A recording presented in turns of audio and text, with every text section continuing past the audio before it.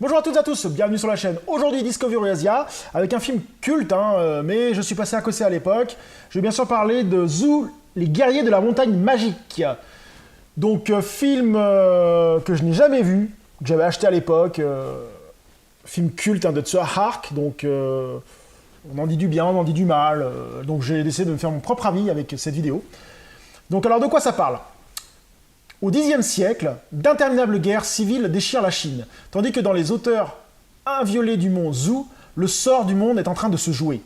Un monstre au pouvoir illimité est sur le point de renaître. Malgré les efforts conjugués de pro-chevaliers et de puissants moines, un jeune éclaireur naïf va se joindre aux soldats du bien, mais il ne dispose que de 49 jours pour sauver la planète du désastre. Le speech classique, un héros qui va attaquer les méchants, bien. Alors voyons un peu la pub, Action, humour, romance et effets spéciaux sont les ingrédients de cette sublime légende héroïque, comme seul le cinéma de Hong Kong pouvait l'imaginer. Voilà. Donc, petit truc assez sympa, directement. Tiens, bah il est où le DVD? Merde. Ah. Je sais pas le DVD. Ah, c'est bien ça. Merde, j'ai foutu où? Bon, bah, bref, je vais essayer de le retrouver. Ah ouais, d'accord. La réponse de Hong Kong à la guerre des étoiles. Non mais c'est quoi ça? C'est vraiment de la pub française qui connaît rien au cinéma. Hong Kong est assez clair et net. Parce que je vois pas le rapport avec Star Wars. La guerre des étoiles, je veux dire. C'est n'importe quoi.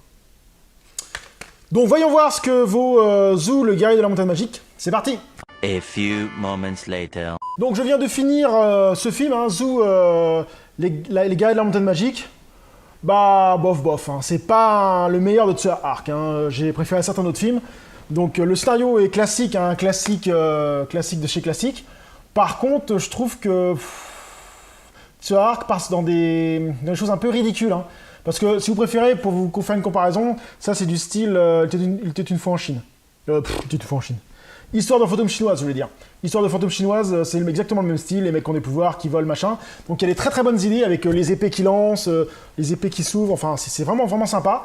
Niveau spéciaux, bon bah ça a vraiment bien mal vieilli, je veux dire. Ça a mal vieilli, mais bon, c'est un film qui date des années 80, début 80, je dirais. 83, 82. Donc c'est logique, mais voilà. Par contre, il y a des trucs un peu débiles, quoi. Comme l'autre avec ses sourcils, là, sans te spoiler. Il y a un moine qui attaque avec ses sourcils. Oh, ça, je trouvais ça ridicule. Je trouve que Tsua Hark a eu des idées, des bonnes idées, mais des trucs. C'est aussi bon des bonnes idées que des idées ridicules.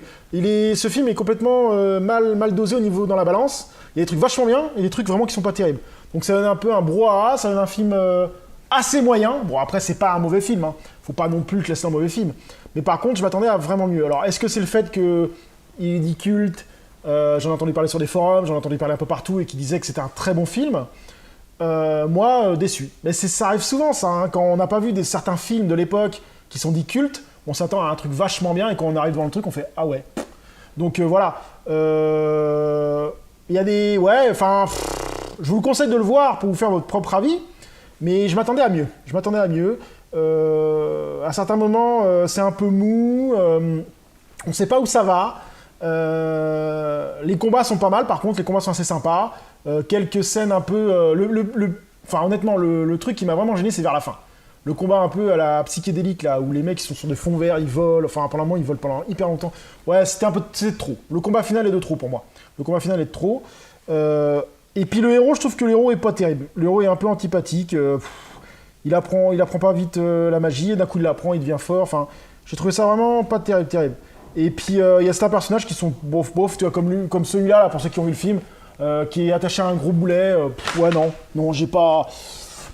Non, ça reste un film classique, mais